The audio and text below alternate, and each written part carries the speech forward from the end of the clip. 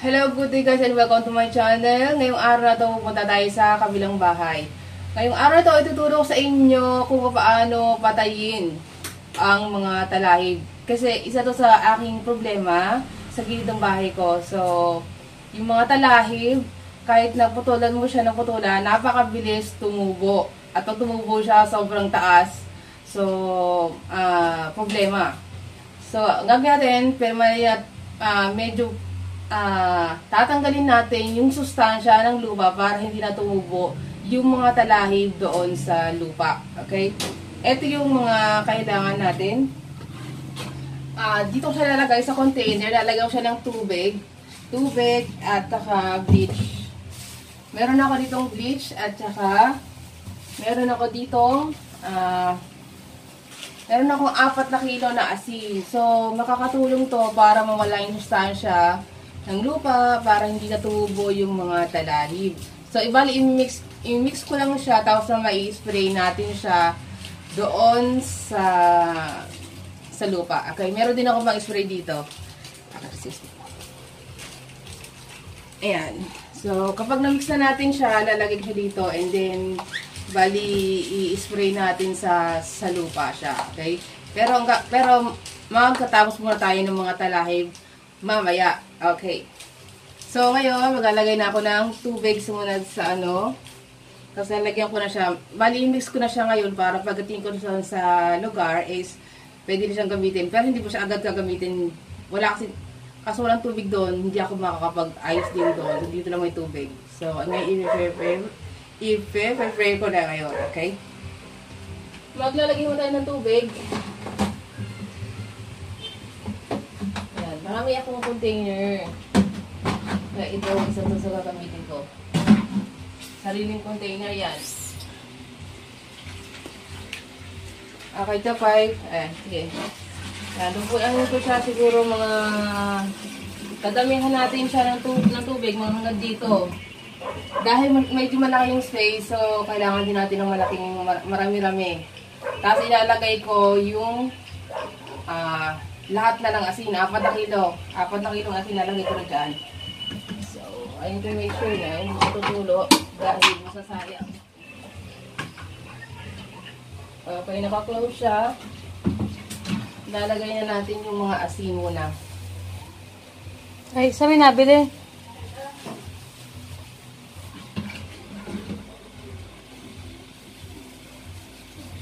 Sabi na ito mo.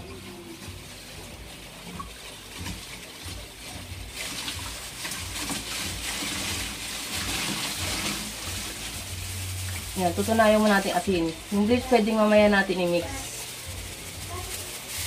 Magkano daw yung bag nila? Kaya may continue tayo. Magbibenta ako. Yan. So, sapat na yung tubig. Pwede na yung tubig natin. Ayan, ganyan na yung tubig. Hanggang dyan na siya, yung tubig. Pwede na yan. Dahil maglalagay pa tayo ng bleach mamaya.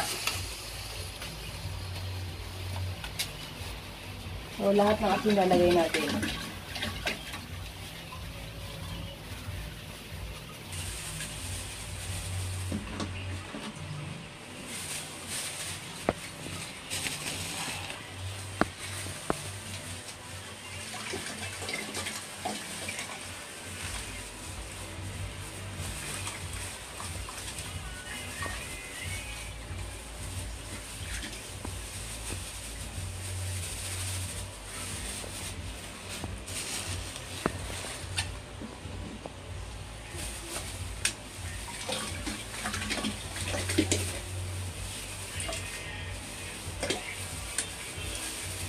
So, ayan, hahaluin lang natin siya.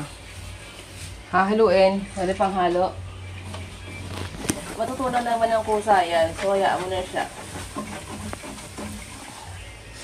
Ayan, matutunan na rin siya ng kusa. Ayan.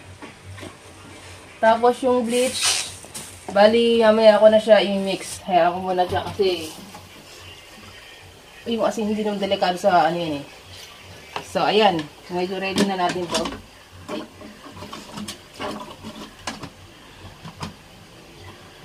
Dadali na siya mamaya. Okay. Close na dyan, Pai. Pwede na yan.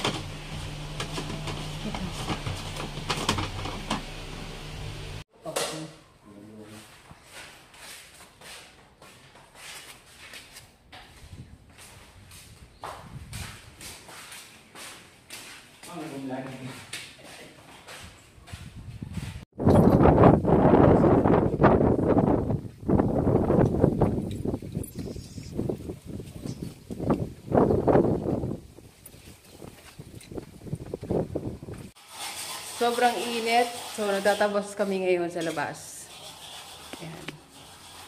Nagsisimula ako magtabas. Ayan, nagsisimula kayo magtabas. Napakainit, bonggang-bongga. Tumutulo sa mata ko yung pawis. Okay. So, ayan. Okay, continue ko tayo sa magtatabas.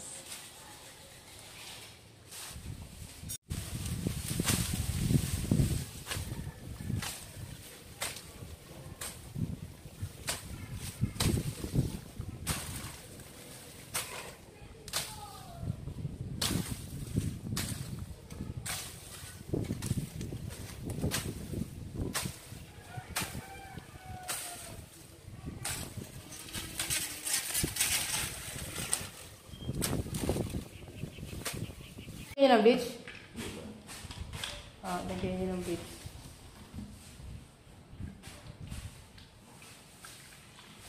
Konting bleach.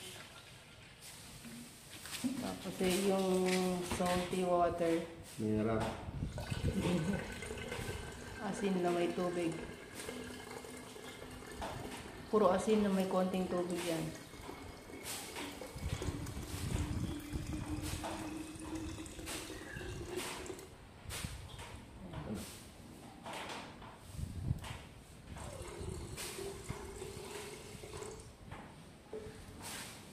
Okay. Okay.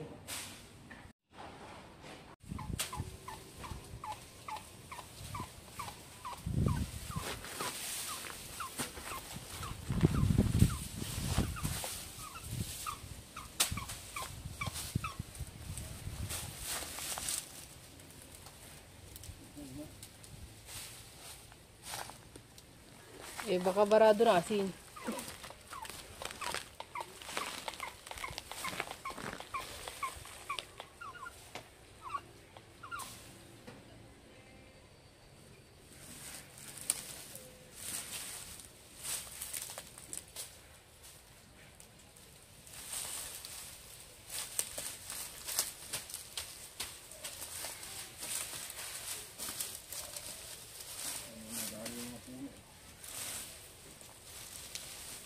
Ayan, makakailang spray siguro kami dito. Pero medyo ka lang ikalat.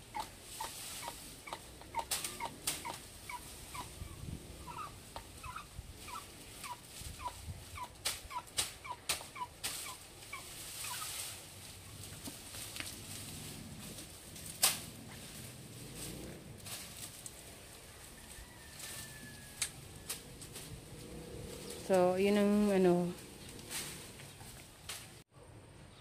Ayan. Nakapag-spray na tayo ng isang container. Pagkatapos tabasan. So, ayan. Nakapag-spray na tayo. Ayan. So, isang container na spray natin sa buong ito. Pagkatapos tabasan. Ayan. Hopefully tumalab siya. So, susunod, lalagyan daw ng bubuhusan naman ng dishwashing at saka suka naman para talagang natin para hindi na tumubo yung mga talahib dahil ganun katataas yung talahib kanina na tinabas. So, sa susunod, linisin na lang natin siya. Maglilinis na lang dito. Antayin siya matuyo. After how many few days, babalikan to, itong lugar na to. Para linisin siya ulit. Ayan. So, medyo matagal-tagal linisin to. Matagal-tagal pa. Kung gusto mo, papatayin pa yung mga lupa. Ganyan. So, marami pang gagawin. Ayan. So, marami ring intindihin. Ganun talaga. Maintenance. Ayan. Ayun. Bali, yung gagawin ko nito kasi meron pa natitira siya. But uubusin ko siya. Baka hindi ko na lang spray. Ayan, ginaganyan ko lang siya. Hanggang sa ma-spray siya, maubos. Ayan, tapos iiganyan ko. Iubos ko na lang sa maraming kumpulan ng, ng talayib doon. Para mabilis. Ayun. Thank you so much for watching. So, pwede nyo gawin, subukan itong gawin. Yung salt and bleach para sa mga talahib. O kaya sa mga damo-damo para hindi na sila bumalik sa inyong mga bakuran. Ayun. Thank you so much for watching and bye-bye hanggang sa susunod na video ko. Thank you, bye.